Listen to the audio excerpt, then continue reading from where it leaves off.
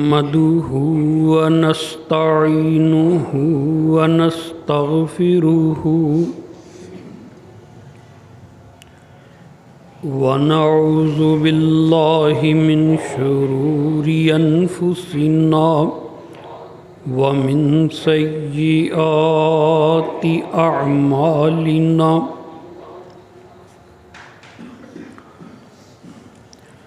من يهده الله فلا مضل له ومن يضلل فلا هادي له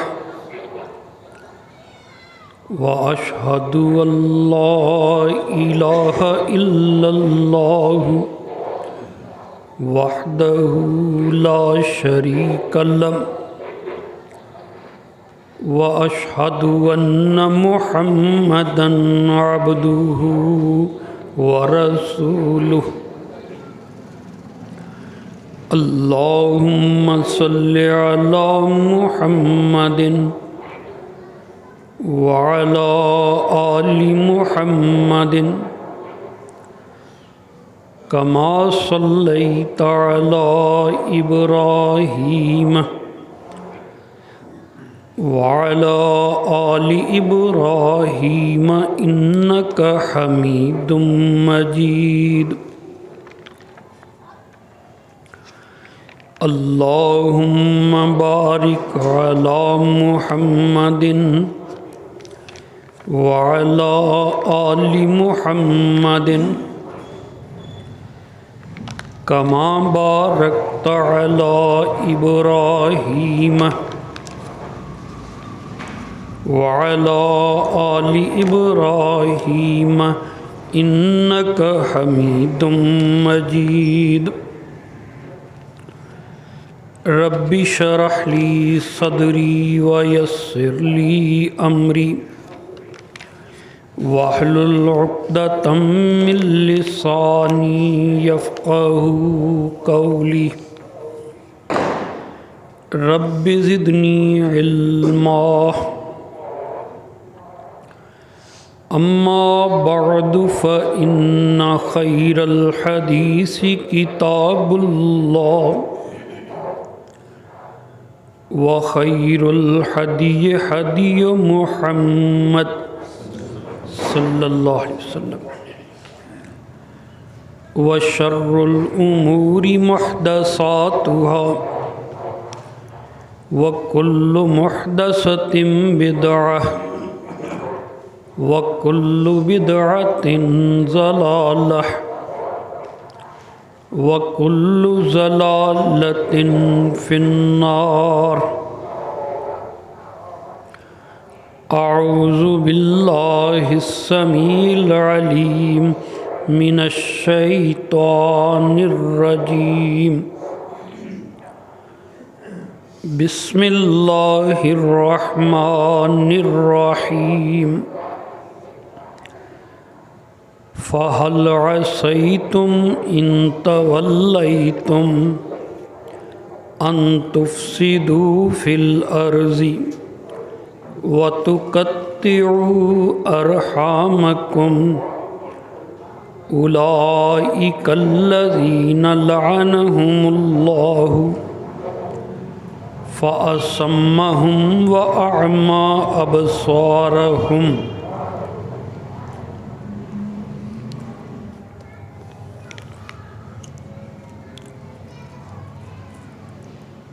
حمد و ثنا خالق و مالک اللہ وحدہ لا شریک لہ اس کے لیے خاص ہے بے شمار درود و سلام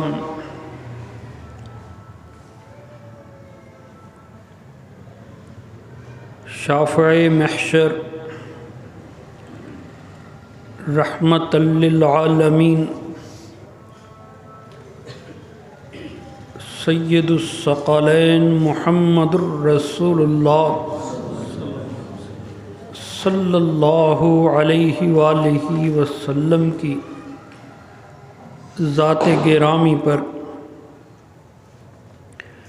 اللہ ان پر اپنی خاص الخاص رحمت نازل فرمائے۔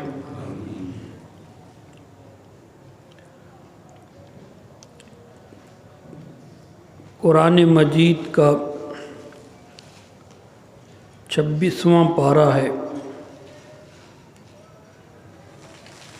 اور قرآن مجید کی 47ویں صورت ہے، سورہ محمد صلی اللہ علیہ وسلم، اور اس صورت میں آیت نمبر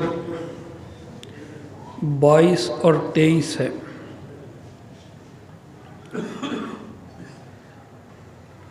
اللہ احکم الحاکمین نے پہلے ایمان والوں کا ذکر فرمایا ہے، ان کے لیے جنت کا ذکر فرمایا ہے، اور ایمان والوں کو جہاد کی برکات سے آگاہ فرمایا ہے۔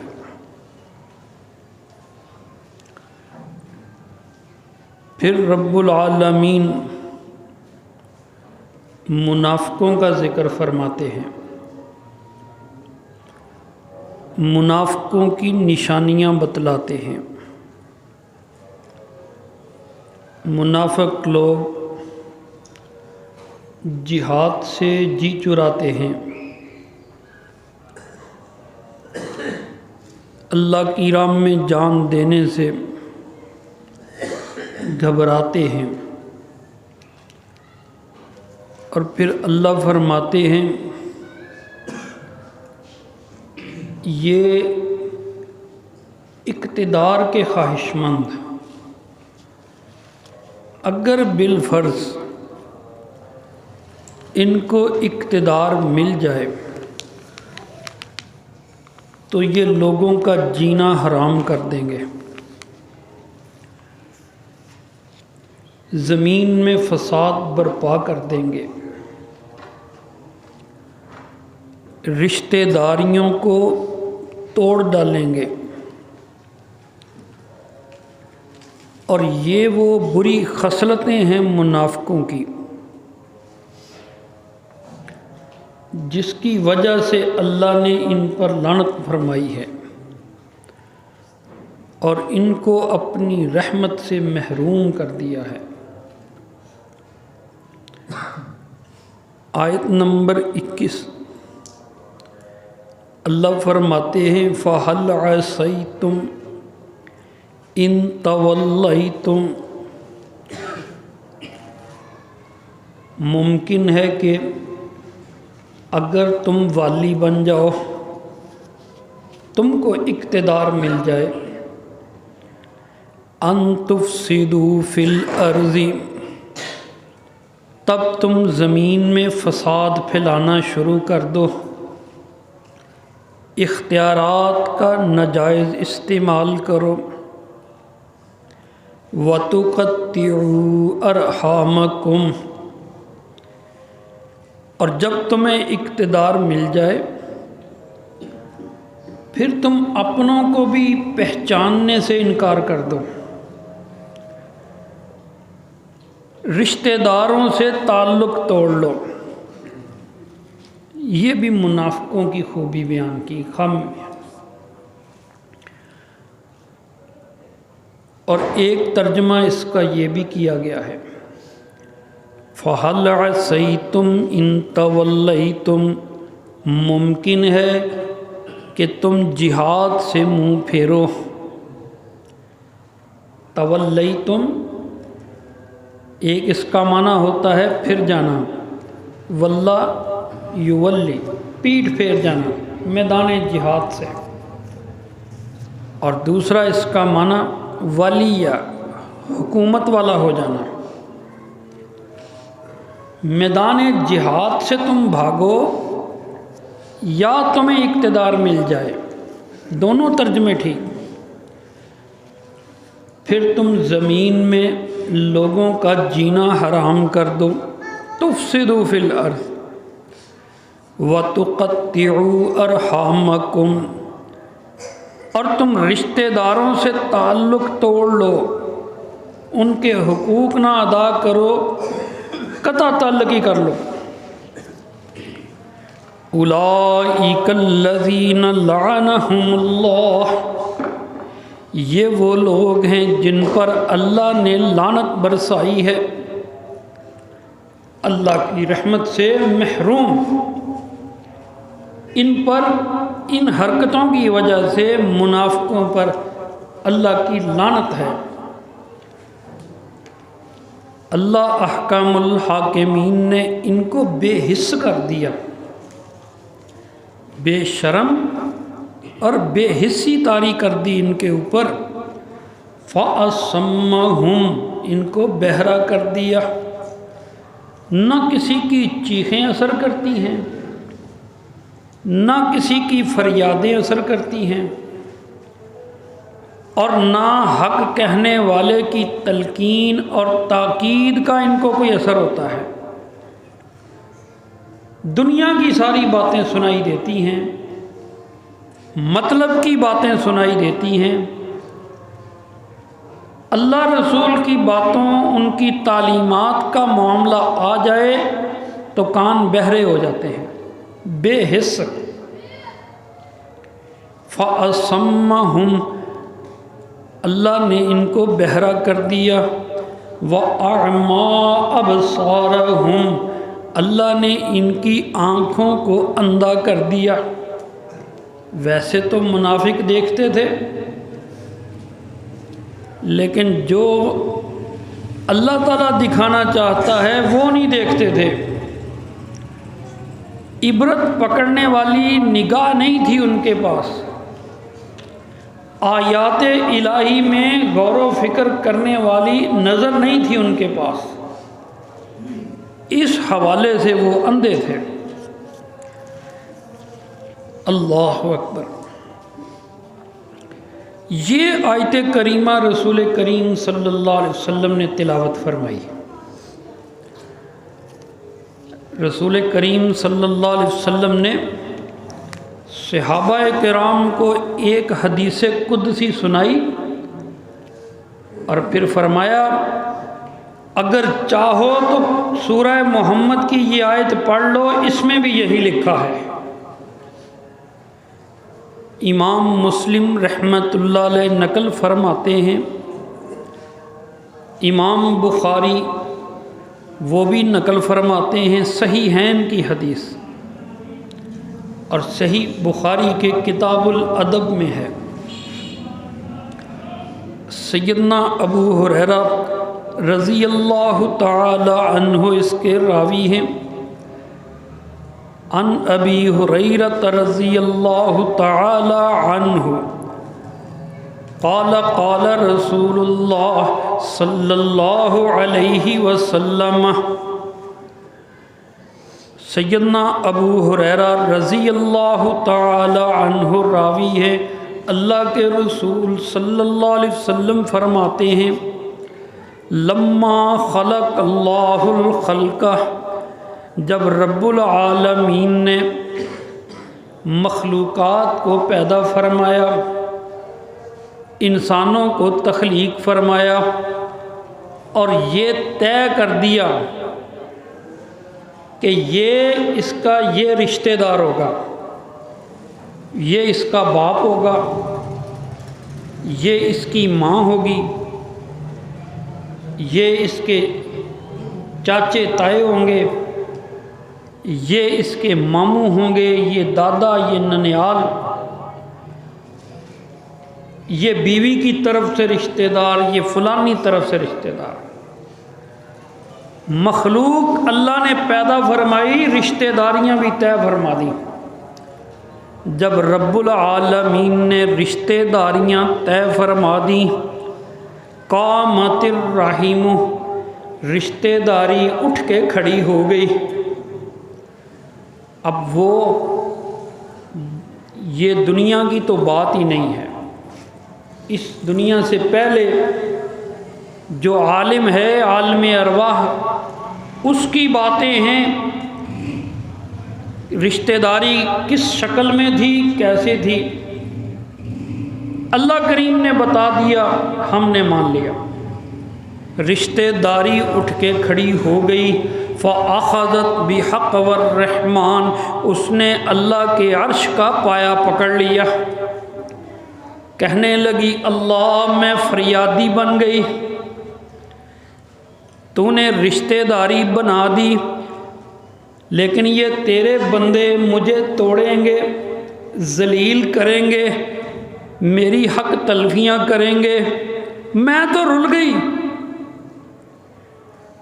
فریاد کی اس نے کہ یا اللہ میرے ساتھ اچھا سلوک نہیں ہوگا۔ اللہ اکبر۔ تب اللہ احکام الحاکمین نے جواب دیا، رحم اور رحمان اس کا ایک ہی مادہ ہے، رحم اور رحمان، اولو الارحام، رشتہ دار۔ اے رشتہ داری تجھ کو میں نے اپنے سے پیدا کیا، رحمان والے لفظ سے ہی میں نے رحم نکالا۔ اما ترضین، کیا تو اس اللہ کے فیصلے پہ راضی نہیں، دنیا بس جائے، رشتہ دار بن جائیں، تعلقات بن جائیں، ان اصیل من وصل کی، جو رشتہ داریوں کو جوڑے گا اللہ کہتے ہیں میں بھی اسی سے تعلق جوڑوں گا۔ اور رشتہ داری تو راضی نہیں ہے اس بات پہ کہ جو دنیا میں تجھے توڑے، تجھے جوڑے، میں اس سے تعلق جوڑوں گا۔ وَأَنْ أَقْطَعَ مَنْ قَطَعَكِ، اور جو رشتہ داریوں کو توڑ ڈالے گا میں اللہ بھی اس سے تعلق توڑ ڈالوں گا۔ اما ترضین، تو راضی نہیں ہے اس بات پہ؟ قالت بلا، کہنے لگی اللہ اس بڑی بات پہ میں راضی، تیرے فیصلے پہ میں راضی۔ جب یہ حدیث سنائی، ثم قرأ رسول اللہ، پھر اللہ کے رسول صلی اللہ علیہ وآلہ وسلم نے یہ سورہ محمد کی آیات تلاوت فرمائیں۔ کیا؟ فَهَلْ عَصَيْتُمْ إِن تَوَلَّيْتُمْ أَن تُفْسِدُوا فِي الْأَرْضِ وَتُقَطِّعُوا أَرْحَامَكُمْ أُولَئِكَ الَّذِينَ لَعَنَهُمُ اللَّهُ فَأَصَمَّهُمْ وَأَعْمَىٰ أَبْصَارَهُمْ۔ اور چاہو تو تم قرآن کو پڑھ لو، اللہ نے فرمایا اگر تم کو اقتدار مل جائے، تم دنیا والوں کو تنگ کرتے ہو، زمین میں فساد مچاتے ہو، اور منافقوں رشتہ داریوں کو توڑ ڈالتے ہو، اور ان رشتہ داریوں کو توڑ ڈالنے کی وجہ سے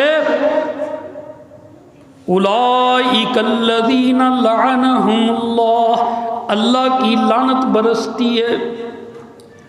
فَأَصَمَّهُمْ وَأَعْمَىٰ أَبْصَارَهُمْ، اللہ دلوں کو بے حس کر دیتا ہے، پھر حق دکھائی نہیں دیتا، پھر حق سنائی نہیں دیتا۔ اللہ اکبر۔ تو یہ کوئی معمولی بات ہے؟ میں نے طے کیا یا آپ نے طے کیا؟ فیصلہ تو رب العالمین کا ہے، نہ مانو پھر بھی یہی فیصلہ، مان لو پھر بھی یہی فیصلہ۔ بندہ دنیا میں آیا، بندے کے اختیار میں نہیں ہے، اللہ نے طے کیا تیرا یہ باپ ہے، اللہ نے طے کیا یہ تیری ماں ہے، اللہ نے طے کیا یہ تیرا دادا ہے، اللہ کا فیصلہ یہ تیرا چاچا ہے، یہ تیرا تایا ہے، اللہ کا فیصلہ یہ تیرا ماموں ہے، یہ تیرا نانا ہے، یہ تیری نانی ہے۔ رشتہ دار تو رب العالمین نے طے کیے، ہمارا تو کوئی انتخاب نہیں ہے، یہ تو اللہ کے فیصلے ہیں۔ اللہ کا فیصلہ غلط ہو سکتا ہے؟ اس کا انتخاب غلط ہو سکتا ہے؟ وہ جو ہیں جیسے ہیں انہوں نے ویسے ہی رہنا ہے، کوئی کیسا رہے ہم جواب دہ نہیں ہیں۔ ہم نے تو اپنا فرض نبھانا ہے، اپنا فرض، اپنا رویہ، اپنا سلوک، اپنے حق کی ادائیگی کر دی تو اللہ راضی، اللہ بھی ملے گا، نہ کی تو اللہ ناراض، بے برکتی، بے رحمتی، لعنتیں شروع۔ اللہ کریم ہمیں منافقت سے دور فرمائے۔ اللہ اکبر۔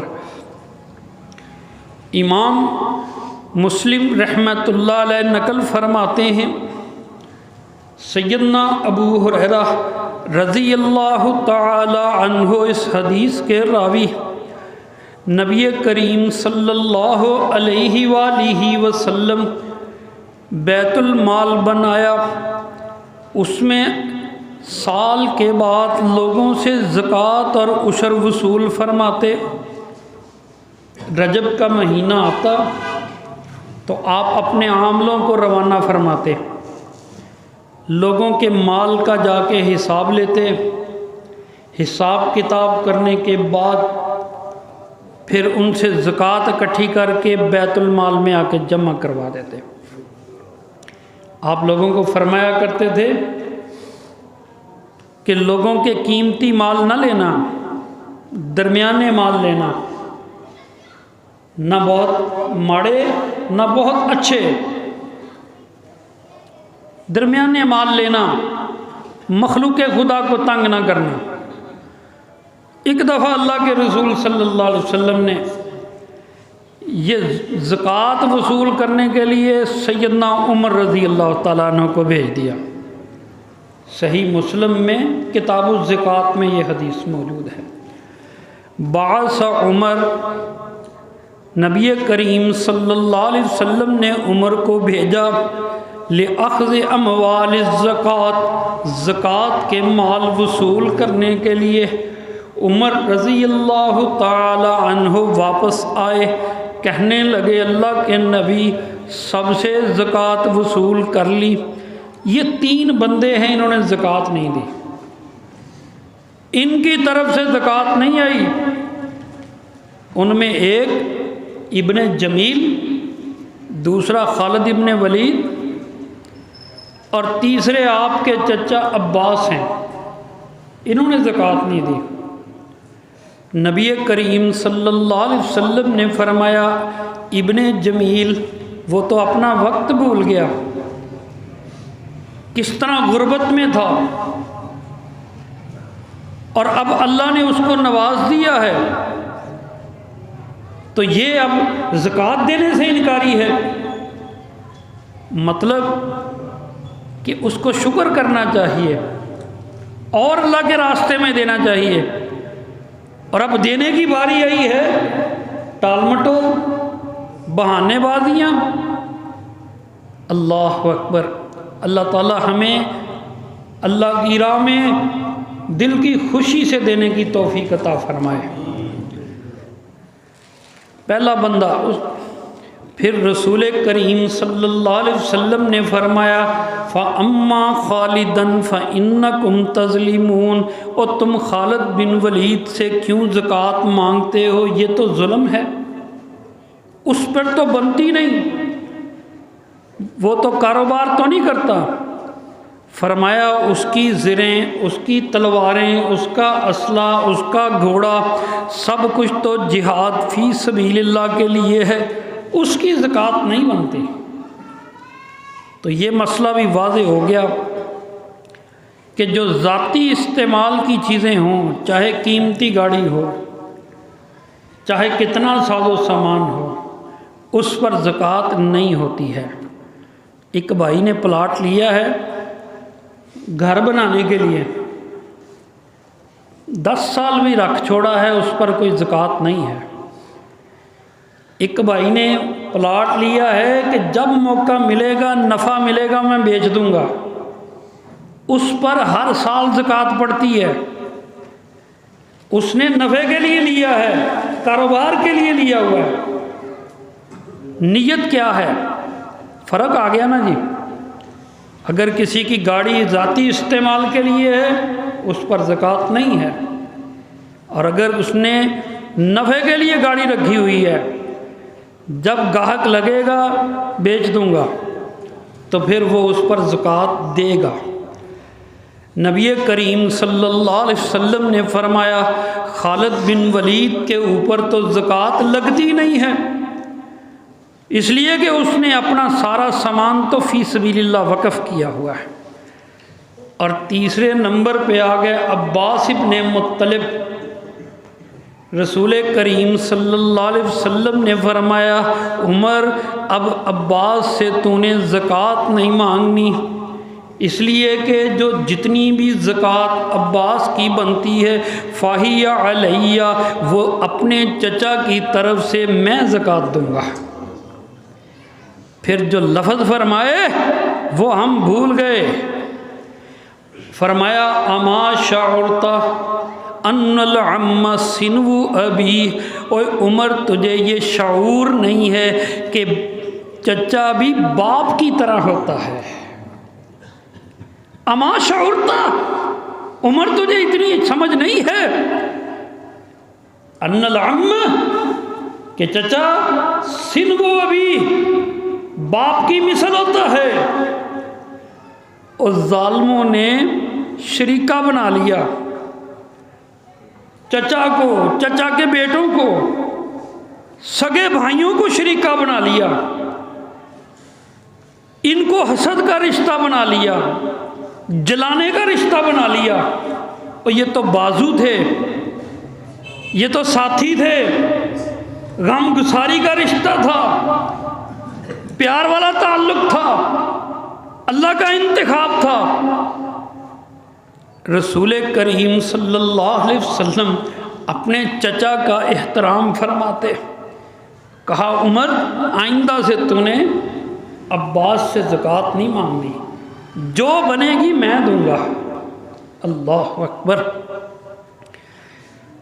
قرآن مجید کی آیات نازل ہوئیں، سورہ آل عمران 4 پارہ پہلی آیت۔ اللہ احکم الحاکمین نے فرمایا لن تنالوا البر حتی تنفقوا مما تحبون، جو چیزیں تم کو پسند ہے جب تک اللہ کی راہ میں وہ خرچ نہ کرو نیکی میں تم کمال نہیں پا سکتے۔ اپنی پسندیدہ چیزیں دو۔ اللہ اکبر۔ ہماری تو فطرت ہے نا، لینی ہے تو بہت اچھی چیز، اور جب دینے کی باری آئی تو بہت ہلکی چیز۔ قرآن مجید میں اللہ فرماتے ہیں ویل للمطففین الذین اذا اکتالوا علی الناس یستوفون واذا قیل لهم او وزنوهم یخسرون۔ جب لینے کی باری ہوتی ہے تو کہتے ہیں تول پورا ہو، کوئی ڈنڈی نہ لگے، اور جب دینے کی باری آتی ہے تو پھر ان کا کلو کا بھی 900 گرام رہ جاتا ہے، پھر دیتے وقت ایسے۔ اللہ نے قرآن مجید میں فرمایا ویل، ایسے لوگوں کے لیے جہنم کی وادی ویل ہے، تباہی ہے ان کے لیے۔ سب سے چھوٹا نوٹ اللہ کے رستے میں دینا ہے، 10 روپے سے چھوٹا ہوتا تو شاید وہی دیتے۔ رسول کریم صلی اللہ علیہ وسلم کی خدمت میں انصاری صحابی ابو طلحہ رضی اللہ تعالی عنہ حاضر ہو گئے، کہنے لگے اللہ کے نبی قرآن کریم کی آیات سنی ہے، کیا اللہ فرماتا ہے کہ تم نیکی نہیں پا سکتے جب تک اپنی پسندیدہ چیز اللہ کی راہ میں نہ دے دو؟ فرمایا ہاں ابو طلحہ ایسے ہی ہے، یہ بھی صحیح بخاری میں ہے، کتاب الادب میں ہے۔ کہنے لگے ان احب الاموال بئر روحا، اللہ کے رسول صلی اللہ علیہ وسلم میرے کئی مال ہیں، جو سب سے پسندیدہ مال یہ جو مسجد نبوی کے سامنے باغ کھجوروں کا ہے یہ ہے، اس میں میٹھا پانی ہے، کھجوروں کے باغ ہیں، اور سب سے بڑی بات یہ ہے کہ اللہ کے رسول اس باغ میں تشریف لے جاتے، آرام فرماتے، وہاں پانی پیتے۔ ابو طلحہ کی تو زندگی بنی ہوئی تھی، لیکن اللہ کے نبی، اللہ خوش تب ہوتا ہے جب اپنی پسندیدہ چیز اللہ کی راہ میں دے دے۔ تو میں نے یہ سوچا ہے کہ میں یہ باغ اللہ کی راہ میں دے دوں۔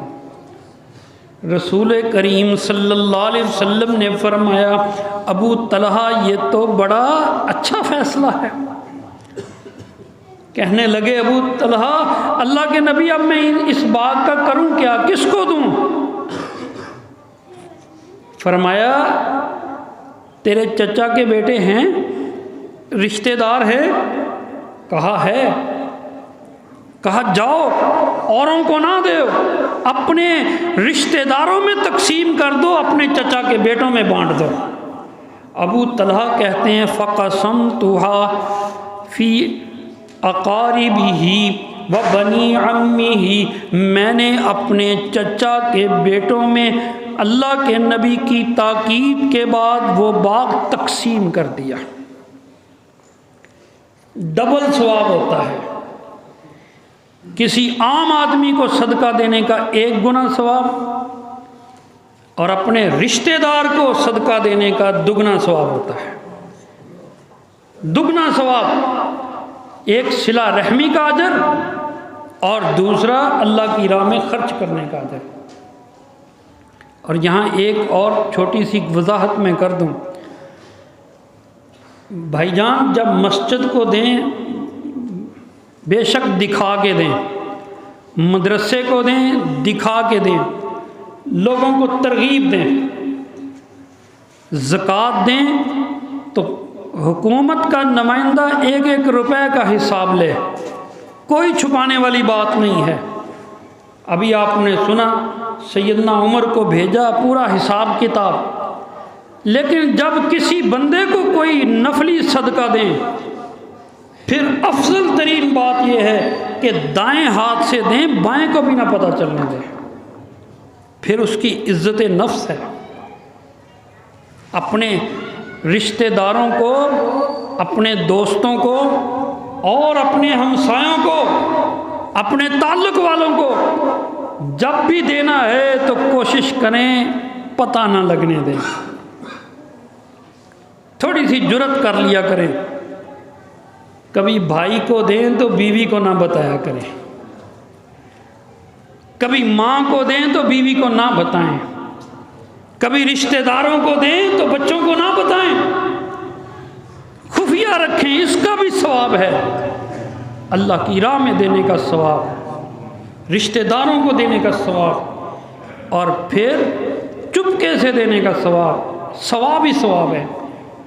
قرآن مجید میں اللہ فرماتے ہیں میرا یہ وعدہ جو بندہ اس طرح اللہ کی راہ میں خرچ کرے گا میں دنیا اور آخرت میں کبھی اس کو ناکام نہیں ہونے دوں گا۔ اللہ اکبر۔ فَآتِ ذَا الْقُرْبَى حَقَّهُ وَالْمِسْكِينَ وَابْنَ السَّبِيلِ، اللہ فرماتے ہیں دے دو، قریبی رشتہ داروں کو دے دو، مسکینوں کو دے دو اور مسافروں کو دے دو، یہی وہ لوگ ہیں جو اللہ کی رضا چاہتے ہیں۔ وَأُولَئِكَ هُمُ الْمُفْلِحُونَ، اور یہی وہ لوگ ہیں جن کو دنیا آخرت میں اللہ کامیابی عطا فرمائے گا۔ سورہ روم کی آیت نمبر 22-23 ہے۔ اللہ اکبر۔ اور صحیح بخاری کے لفظ سیدنا ابو ہریرہ رضی اللہ تعالی عنہ راوی، عن ابی ہریرہ رضی اللہ تعالی عنہ قال قال رسول اللہ صلی اللہ علیہ وآلہ وسلم من احب ان یبسط له فی رزقه او ینسأ له فی اثره فلیصل رحمہ۔ اللہ کے رسول صلی اللہ علیہ وسلم نے فرمایا جس کو یہ پسند ہے ان یبسط له فی رزقه، اللہ اس کے رزق میں فراخی کر دے، کاروبار چلنے لگ جائے، دکان چلنے لگ جائے، کھلا رزق آ جائے، ان یبسط لہ فی رزقہ، اس کے رزق میں فراخی ہو جائے، وینسأ لہ فی اثرہ، اور مرنے کے بعد لوگ اس کا اچھا ذکر کریں۔ ینسأ لہ فی اثرہ کے دو مطلب ہوتے ہیں، ایک مطلب ہے کہ مرنے کے بعد لوگ اس کا اچھا ذکر کریں، اور دوسرا مطلب یہ ہے کہ اس کی عمر میں اللہ برکت فرما دے، عمر لمبی ہو جائے۔ جو یہ دونوں خواہشات رکھتا ہے، رزق زیادہ، عمر میں برکت، اس کا نام اچھا ہو، فلیصل رحمہ، اللہ کے نبی نے فرمایا تو پھر وہ اپنے رشتہ داروں سے اچھا سلوک کیا کرے، پھر ان سے اچھا سلوک کرے، ان کی خوشی میں شامل، ان کے دکھ میں شامل، جب ان کو ضرورت ہو ان کی مدد کرے۔ اور سب سے زیادہ ثواب والی بات پتہ کیا ہے؟ رشتہ داروں کی کڑوی باتیں برداشت کرنا، ان کی زیادتیوں کو نظر انداز کر دینا،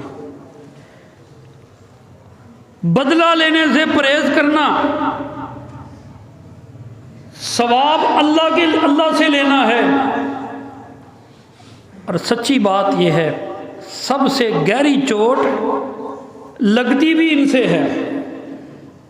عام آدمی، اجنبی آدمی کوئی بات کر دے تکلیف ہوتی ہے، لیکن جب اپنا چاچا، اپنا بھائی، اپنا بھتیجا وہ تانا مارتا ہے جان نکل جاتی ہے، مگر اس کو برداشت کر جانا اس کا اجر بھی بہت زیادہ ہے۔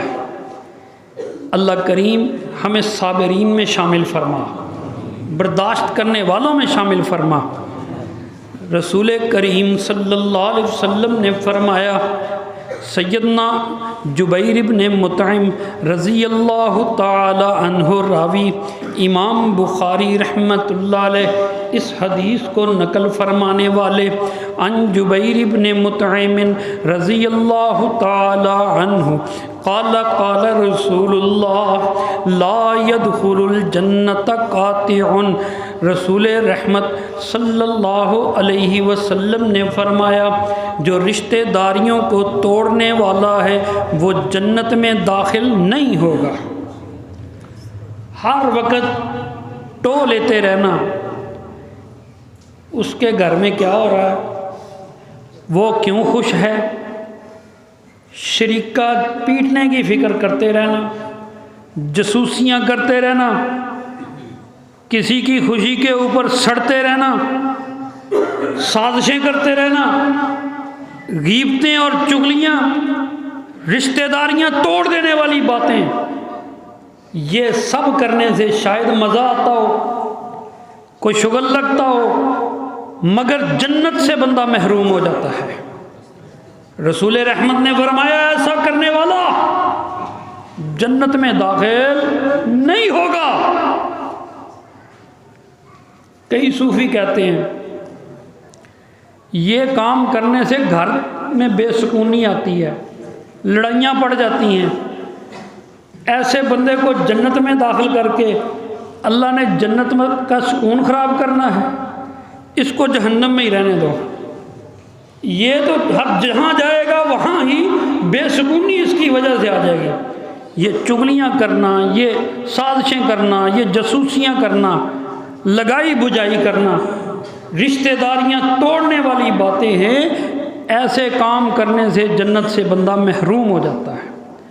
اللہ کریم ہمیں پیارے نبی کی سنت کے مطابق نماز پڑھنے کی توفیق عطا فرمائے، اور پیارے نبی کی سنت کے مطابق گھر کا ماحول بنانے کی توفیق عطا فرمائے، پیارے نبی کی اسی سنت کے مطابق رشتہ داروں سے میل ملاپ رکھنے کی توفیق عطا فرمائے۔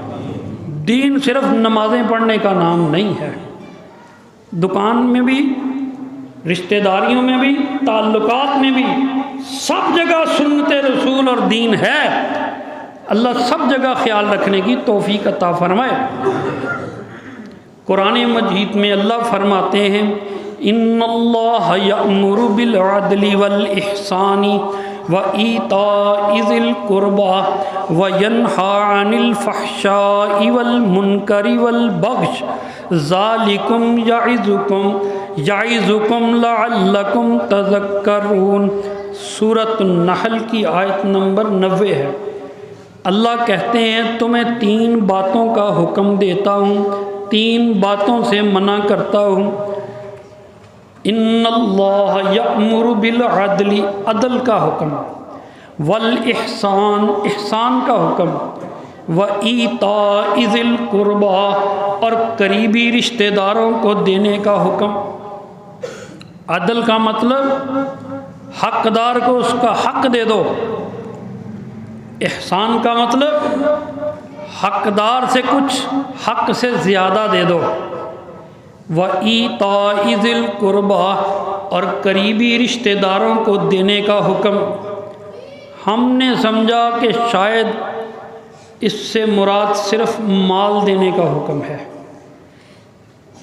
نہیں، جو دے سکتے ہو دے دو، اور سب سے قیمتی چیز ہے جو عزت دے سکتے ہو وہ دے دو، جو احترام دے سکتے ہو وہ دو، اور اس کے بعد ہے کہ جو اپنی کمائی سے دے سکتے ہو وہ دے دو۔ اللہ سمجھ عطا فرمائے۔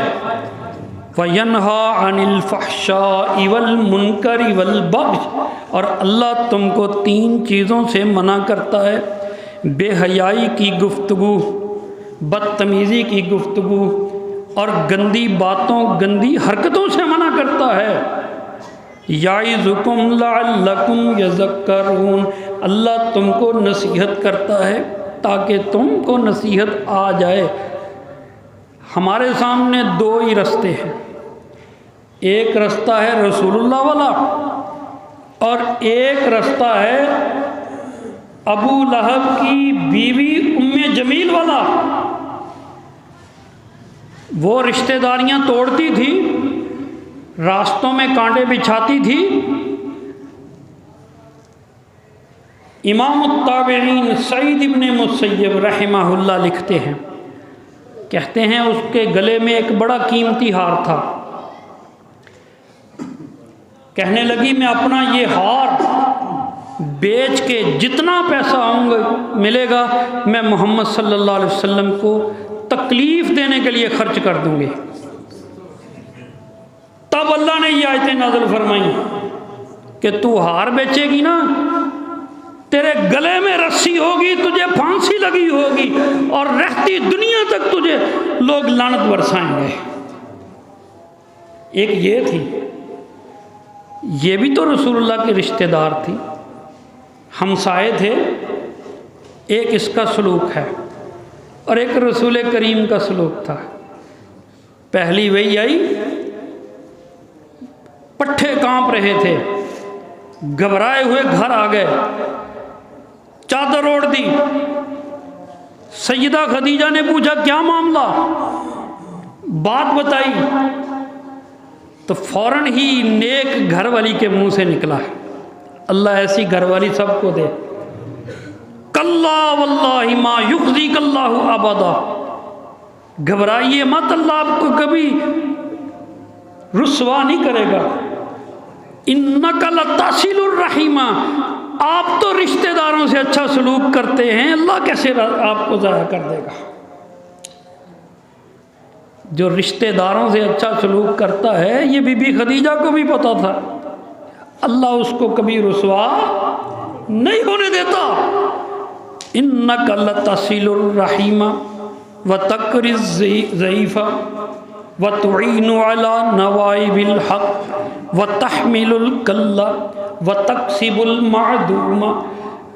آپ تو دوسروں کا بوجھ اٹھا لیتے ہیں، آپ تو رات چلتے لوگوں کو بلا کے مہمان نوازی کر دیتے ہیں، آپ تو مظلوموں کا سہارا بن جاتے ہیں اور رشتہ داروں سے اچھا سلوک آپ کرتے ہیں۔ ایسے بندے کو اللہ کبھی رسوا نہیں کرتا۔ یہ وہ پہلی بات تھی جو جناب خدیجہ کے منہ سے نکلی نہ، اللہ نے نکلوائی اپنے نبی کو تسلی دینے کے لیے۔ اللہ کے نبی کو تسلی۔ میرے بھائیوں، اللہ ہمیں سمجھنے کا شعور عطا فرمائے۔ اپنے بھائیوں سے، اپنی بیٹیوں سے، اپنے چچا کے بیٹوں سے، اپنے ماموں سے، رشتہ داروں سے، اللہ ان تمام سے اچھا سلوک کرنے کی توفیق عطا فرمائے، بدلے کی امید رکھے بغیر، صلے کی امید رکھے بغیر، شکریہ کی امید رکھے بغیر اللہ کی رضا کے لیے ہمیں اللہ حسن سلوک کی توفیق عطا فرمائے۔ آخر دعوانا ان الحمد للہ رب العالمین۔